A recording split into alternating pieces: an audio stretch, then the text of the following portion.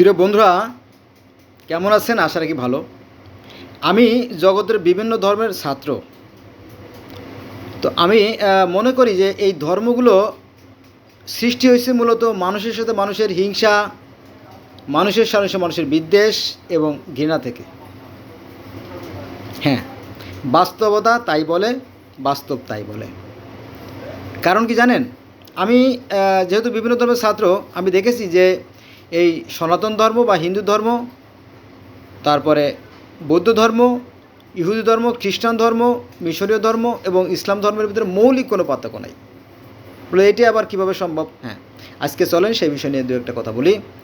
সেটা হচ্ছে যে আমি যেহেতু মুসলমানের সন্তান, আমাদের ইসলাম ধর্ম 5টা ভিত্তির উপর প্রতিষ্ঠিত। 5টা ভিত্তির উপর প্রতিষ্ঠিত। একটা হচ্ছে কলেমা, নামাজ, রোজা, হজ, জাকাত। এই 5টা ভিত্তির উপর প্রতিষ্ঠিত। তো এই 5টা ভিত্তি সনাতন ধর্মে আছে। বলেন কি? হ্যাঁ, এটাই সত্য। যেমন কলেমা, আমরা মুসলমানের কলেমা বলি। কলেমায় বলা হয় যে লা ইলাহা ইল্লাল্লাহ। লা মানে নাই, ইলাহা মানে সৃষ্টিকর্তা, ইল্লাল্লাহ মানে আল্লাহ ছাড়া। আল্লাহ ছাড়া কোনো সৃষ্টিকর্তা নাই। তো এই একই কথা সনাতন ধর্ম বা বেদে আছে, কিন্তু সেটা আবার কেমন? এটা হচ্ছে ব্রহ্মা একং দ্বিতীয় নাস্তি। ব্রহ্মা মানে সৃষ্টিকর্তা, একং মানে একজনই, দ্বিতীয় মানে দুই, নাস্তি মানে নাই। তাহলে আমরা যে বলি লা ইলাহা ইল্লাল্লাহ এবং ব্রহ্মা একং দ্বিতীয় নাস্তি, এই দুটো বাক্যের অর্থ এক এবং অভিন্ন। বোঝা গেছে বিষয়টা? তাহলে আমরা পালাম কলেমা। আরও আছে, সেটা হচ্ছে যে যেমন ন তস্যি প্রতিমা অস্তি, তার কোনো প্রতিমূর্তি নেই, তার কোনো আকার নেই। আমরাও তাই বলি, আল্লাহ আকারহীন বলি না, আমরা একই কথা বলি। তারপরে এক অদ্বিতীয়, সেটা তো আমরা বলি, সেটা তো আমরা পেয়ে গেলাম কলেমার ভিতরে। কলেমা। নামাজ, আমরা মুসলমানরা 5 ওয়াক্ত নামাজ পড়ি। হ্যাঁ, এই 5 ওয়াক্ত নামাজের কথা কিন্তু সনাতন ধর্মে আছে। পঞ্চ মহাযজ্ঞ, পঞ্চ মানে 5, মহা মানে বিরাট, যজ্ঞ মানে নামাজ, আরাধনা, ধ্যান বা তপস্যা বা প্রার্থনা বা আর্চনা, যাই বলেন, যে নামেই বলেন, অথবা প্রেয়ার বলতে পারেন, একই, তাই না? একই জিনিস। আবার এই 5 ওয়াক্ত নামাজের কথা আজ থেকে সেই 5,500 বছর আগে বা 6,000 বছর আগে যে পার্সিয়ান ধর্ম, অর্থাৎ জরস্টান ধর্ম বা জুদাইজম ধর্ম, সেখানেও কিন্তু সেই 5 ওয়াক্ত নামাজের কথা আছে। সকাল, দুপুর, সন্ধ্যা, মধ্যরাত এবং প্রত্যুষে 5 ওয়াক্ত নামাজ তারা পড়ে। এবং একটা মজার বিষয় হচ্ছে কি, যে এই পার্সিয়ান ধর্মের যে নবী জরস্টার, তিনিও কিন্তু মিরাজে গেছিলেন। মিরাজে বা বিরাজে গেছিলেন। সেখানে যে সেই আহুরা মাঝ, অর্থাৎ আল্লাহর সাথে দেখা করছেন, কথাবার্তা বলছেন, চা বিস্কিট খাইছেন। তারপরে সেখান থেকে জান্নাতের সুখ শান্তি এবং জাহান্নামের দুঃখ কষ্ট, হুর গেলেমানদের দেখছেন। তারপরে 5 ওয়াক্ত নামাজ নিয়ে পৃথিবীতে আসছেন। এবং তিনি যখন পৃথিবীতে আসেন, তার উপর দিয়ে অগ্নিবৃষ্টি হচ্ছিল, সেই কাহিনীও আছে। তারপরে তিনি একটা ত্রিমোহনা, নদীর মোহনা, ত্রিমোহনা, সেখানে বসে ধ্যান সাধনা করতেছিলেন। তখন সেই আর্কঅ্যাঞ্জেল বা ঈশ্বরের দূত বা সেই ফেরেশতা এসে তাকে মেসেজ দেয়। এরকম অনেক কাহিনী সেখানে আছে। কিন্তু অধিকাংশ মানুষ এই ঘটনা জানে না বা এই ধর্ম সম্বন্ধে তারা অজ্ঞ। শুধু তাই না, অনেকে এই ধর্মের নামই জানে না। অথচ যে ধর্ম থেকে অসংখ্য ধর্মের জন্ম, সেই বিষয়টা তারা জানে না। এদেরকে আপনি কীভাবে বোঝাবেন? যারা ধর্ম বিষয়ে বিজ্ঞ, তারা বলতেছে যে এই পার্সি ধর্ম থেকে পরবর্তীতে ইহুদি ধর্ম, তারপরে খ্রিস্টান ধর্ম, তারপর ইসলাম ধর্মের জন্ম। জানেই না। তো 2-1 জন আলেমরা জানে, তারা বলে যে হ্যাঁ, এটা সত্য যে একটা পার্সি ধর্ম আছে, তারা 5 ওয়াক্ত নামাজ পড়ে, কিন্তু তারা তো অগ্নি উপাসক। কেন অগ্নি উপাসক? আগুন জ্বালায় রাখে তারা। নামাজ পড়ে ঠিকই, কিন্তু তারা নামাজ পড়ার আগে নামাজের সামনে বা ডানে পাবে ওখানে আগুন জ্বালায় রাখে, এই জন্য তাদের নামাজ হবে না। ওই যে একটা কথা আছে না, যে সুজন সুরভ করে কুরব নাসিয়া, আর কুজন কুরব করে সুরভ নাসিয়া। বুঝছেন? অন্য ধর্মের দোষ গুণ গাওয়া আছে অপর ধর্মের কাজ। মানে আপনার বদনাম আমি করব, আর আমার বদনাম আপনি করবেন। এটা ফকিরের দুশ্মন ফকির, ডাক্তারের দুশ্মন ডাক্তার, ধর্মের দুশ্মন ধর্ম, এরকম তো বিষয়টা। কিন্তু নিরপেক্ষ যদি আপনি বিচার করেন, তাহলে দেখবেন যে আসলে মৌলিক কোনো পার্থক্য নাই। তাহলে আমরা কলেমা নিয়ে আলোচনা করলাম, নামাজ এবং রোজা। আমরা মুসলমানরা বছরে 30 দিন রোজা থাকি। এই যে আজকে হলো প্রথম রোজা, আজকে হচ্ছে 2-3-2025 সাল, রবিবার না ভাই? রবিবার, হ্যাঁ, আজকে হলো রবিবার, আজকে রবিবার আহ, মার্চ মাসের 2 তারিখ, রমজানের 1 শুরু হলো। আমিও রোজা আছি, এলো বিষয়। এখন আমরা মুসলমানরা কিন্তু সকাল থেকে সন্ধ্যা পর্যন্ত পানাহার থেকে বিরত থাকি, এটা হচ্ছে নামাজ, রোজা। আর যদি কোনো মানুষের যদি সামর্থ্য না থাকে, গরিব হয়, অসহায় হয়, মুমূর্ষ হয়, হ্যাঁ, রোগের কারণে রোজা থাকতে পারতেছে না, তাহলে তারা কি করবে? তারা ভিক্ষুককে বা ফকিরকে যদি পেট ভরে খাওয়াই দেয়, তাহলে রোজার যে পরিমাণ সওয়াব হয় সেই পরিমাণ সওয়াব পেয়ে যাবে। এটা আছে কোরআন হাদিসে, এরমই আছে। ভালো কথা। তো সনাতন ধর্মতে একই নিয়ম আছে, তারাও তো সেই সকাল থেকে সন্ধ্যা পর্যন্ত পানাহার থেকে বিরত রাখে।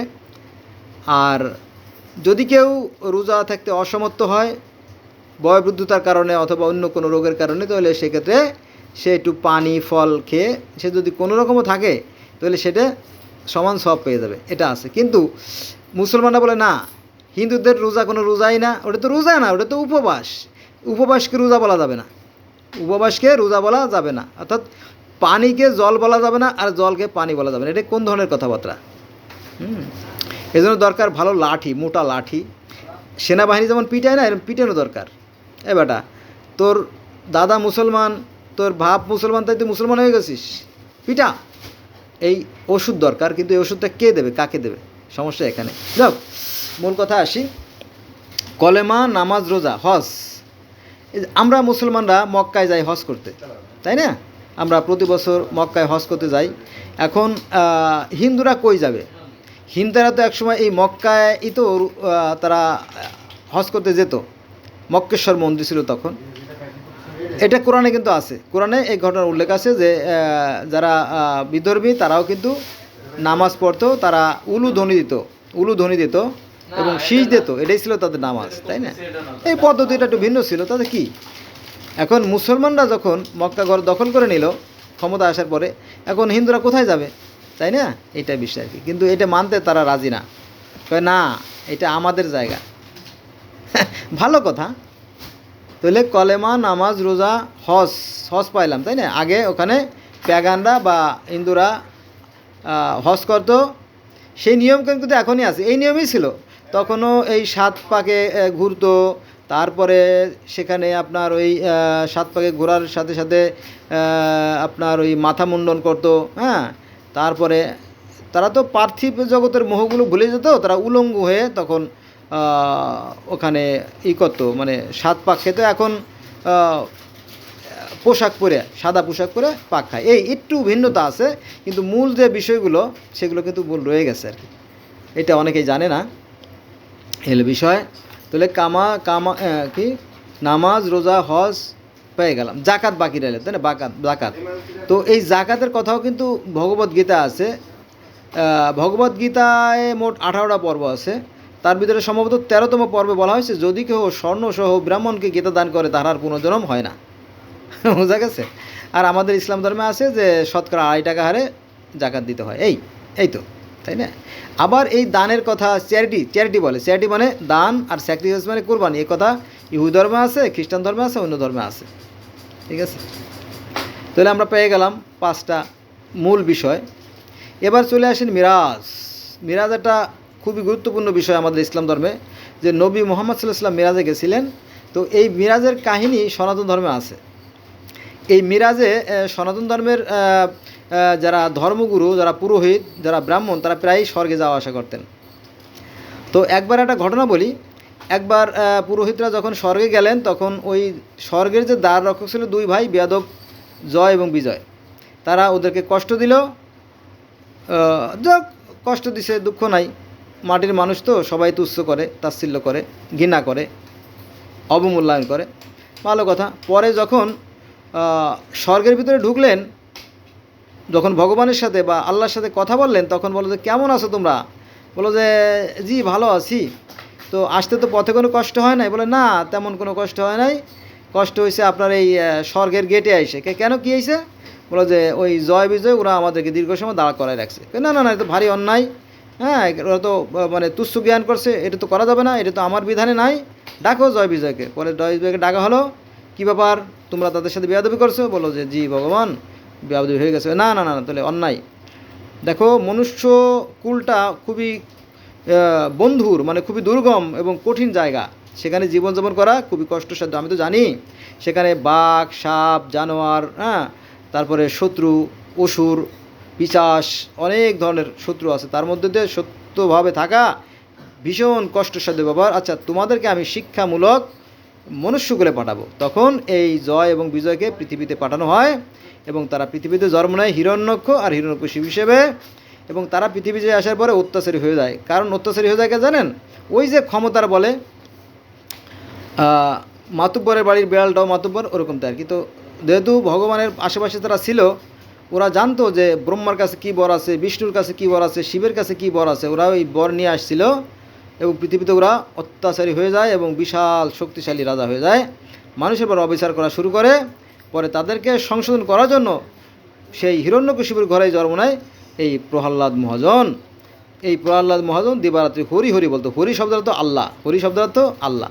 আমরা যেমন বলি আল্লাহ নিরাকার, অদৃশ্য, জ্যোতিময়, তো সেই হরি শব্দের অর্থ আল্লাহ নিরাকার এবং জন্মমৃত্যু রহিত, এই হলো বিষয়। কিন্তু এই অর্থগুলো মুসলমানরা জানে না, আর মুসলমানের এই অর্থগুলো হিন্দুরা জানে না, ফলে এই ধর্ম নিয়ে বিভেদ সৃষ্টি হয়। কিন্তু ধর্মে কোনো মৌলিক পার্থক্য নাই। বোঝা গেছে বিষয়টা? তারপরে মনে করেন যে মিরাজ খুবই একটা গুরুত্বপূর্ণ বিষয়। তারপরে সেই যে স্বর্গে যুদ্ধ হয়েছিল দেবতা অসুরদের মধ্যে, সেই কাহিনীও সনাতন ধর্মে আছে। এই ঈশ্বরের অবতার নামক যে কাহিনী গ্রন্থ, সেইখানে স্বর্গে যুদ্ধের কাহিনীর বিস্তার বর্ণনা করা আছে। তারপরে প্রথম মানবে আদম হাওয়া যে রম্যফল ভক্ষণ করছে, মানে গন্ধম ফলকে বলা হয় রম্যফল। তো নিষিদ্ধ রম্যফল ভক্ষণ করে তারা মিলেচ্ছ হয়ে যায়, অর্থাৎ অপবিত্র হয়ে যায়। তারপরে তাদেরকে জান্নাত থেকে তাড়ানো হয়, সেই কাহিনীগুলো বিস্তারিত আছে। এবং সাপ যে শয়তানি করছিল, সাপ যে কুচক্র করে আদম এবং হাওয়াকে জান্নাত থেকে বিতাড়িত করেছিল, সেই কাহিনীও আছে। যে সেখানে বলি সর্পরূপ ধারণ করে সেই মনুষ্যত্বর অর্থাৎ আদম হাওয়াকে কুমন্ত্রণা দেয় এবং তারা সেই নিষিদ্ধ রম্যফল অর্থাৎ গন্ধফল ভক্ষণ করে, ফলে তারা মিলেচ্ছ হয়ে যায় বা অপবিত্র হয়ে যায়। এ কথা পৃথিবীর শত শত ধর্মে আছে। ইহুদ ধর্মে আছে, খ্রিস্টান ধর্মে আছে, ইসলাম ধর্মে আছে, আর পার্সি ধর্মে আছে, ইত্যাদি ইত্যাদি। বোঝা গেছে বিষয়টা? তারপরে মনে করেন যে একদম চূড়ান্ত যে বিষয়টা, সেটা হচ্ছে যে আপনার জান্নাতে যাওয়ার যে পুলসিরাতের যে পথটা আছে, যে পথ পাড়ি দিয়ে জান্নাত যেতে হবে, সেটা আছে আপনার ইহুদ ধর্মে আছে পুলসিরাত, খ্রিস্টান ধর্মে আছে পুলসিরাত, ইসলাম ধর্মে আছে পুলসিরাত, এবং সনাতন ধর্মে আছে বৈতরণী নদী, অর্থাৎ সেই আগুনের তপ্ত আগুনের নদী পার হয়ে জান্নাতে যেতে বা স্বর্গে যেতে হবে, সেই কাহিনী আছে। আবার পার্সি ধর্মেও সেই সিম্বত সাক্ষ্য বা বৈতরীর কথা বলা আছে। এবার যদি বলতে থাকি তাহলে আমার বলা শেষ হবে না, কিন্তু সময় ফুরিয়ে যাবে। হ্যাঁ, আমি সকালে অলরেডি একটা ভিডিও করছি, আর একটা দ্বিতীয় ভিডিও করলাম, একটা লাইভও করছি। আমার তো কষ্ট হয়, এজন্য এ ব্যাপারে তো বলা ঠিক না, তারপরে বললাম। ভুল হলে ক্ষমা সুন্দর দৃষ্টি দেখবেন, আর আমার সাথে থাকবেন, ভালো লাগবে। আমি বিভিন্ন ধর্ম থেকে আপনাদেরকে ধাপে ধাপে শোনানোর চেষ্টা করব, ঠিক আছে?